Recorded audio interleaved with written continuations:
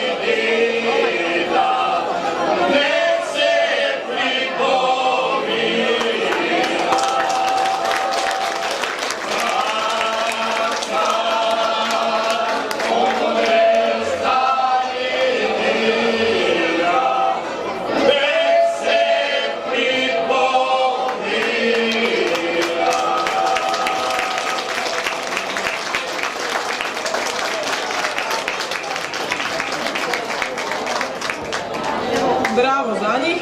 Evo, iako vidjeli ste sami djeluju tek godinu i pol dana, uistinu su probudili posebice u mnogima od vas nekako sjećanje na stare napjeve koji se više ne izvode tako često pa i ne obnavljaju u radovima kulturno-umjetničkih društva.